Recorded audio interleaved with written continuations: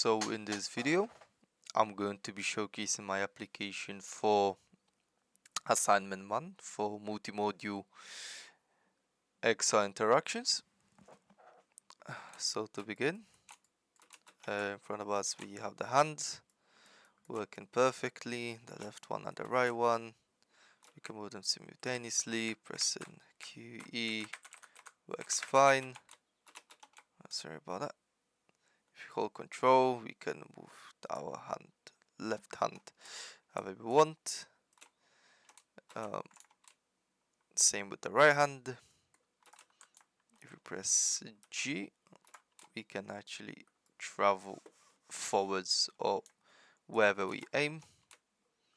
Okay, let's try to get to the first activity.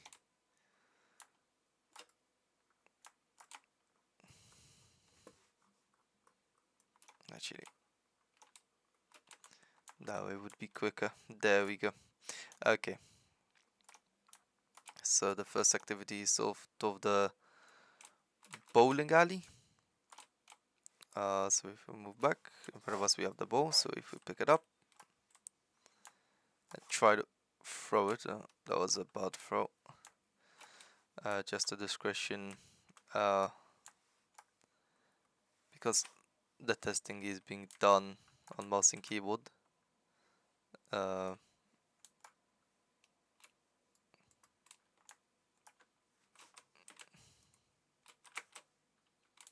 It's gonna be a bit difficult.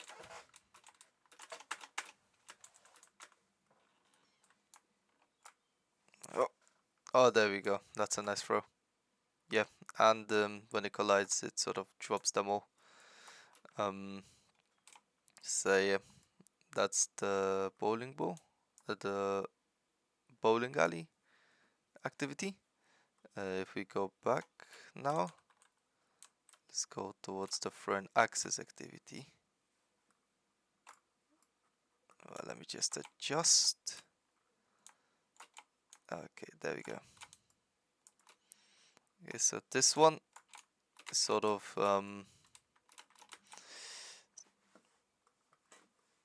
the player sort of picks up the axes when he grabs them.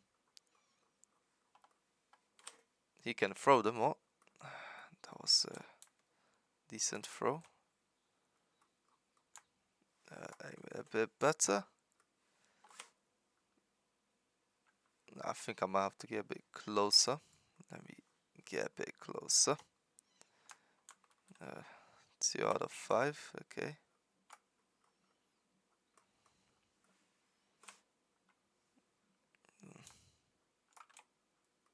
No. Yeah, like I said, with a VR headset, this would be much better. Let me just get closer if for presentation. If we pick this up, okay, we have it. Yeah, that was a bad throw. Okay, there we go. Sort of, if it's one, sort of others may fall. But yeah, that's the sort of the main idea behind the axe throw. Later prototypes could involve like moving targets to make the game a bit more fun. This one sort of supposed to be the main attraction. Sort of the player gets to play around with a water gun. So if we pick it up, let me just aim out a bit. So when the player actually supposed to shoot, yeah, it's a bit glitchy unfortunately. Yeah, when the player is supposed to shoot, it collides and sort of the fire particles, we just dropped it on the ground, the sort of fire particles supposed to extinguish.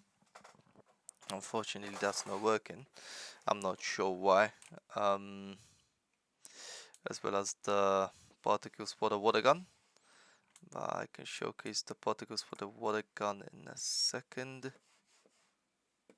Yeah, there they are. Okay, let me just aim a bit, but there we go. Okay, so as we can see,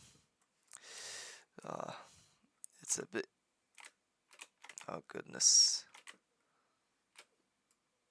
Okay, there we go.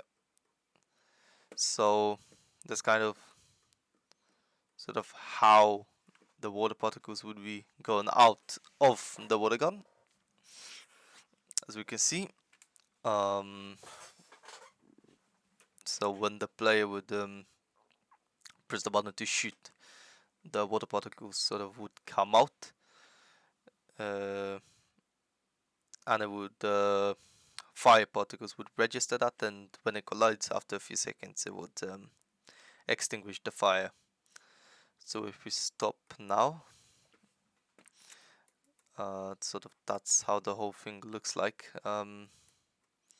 So now if we go to our assets and everything, so we have some prefabs like for the water gun, for the water as well. We have some textures. Not this. We have the sort of the magma block. So when the player would shoot this, it would take damage. When it took damage, it would basically drop. If it drops down to 0, it would disappear. So as we can see, it contains the damage variable. However, don't know why it does not work, unfortunately. But yeah, so the extra right gun script has been modified to include the float for the damage.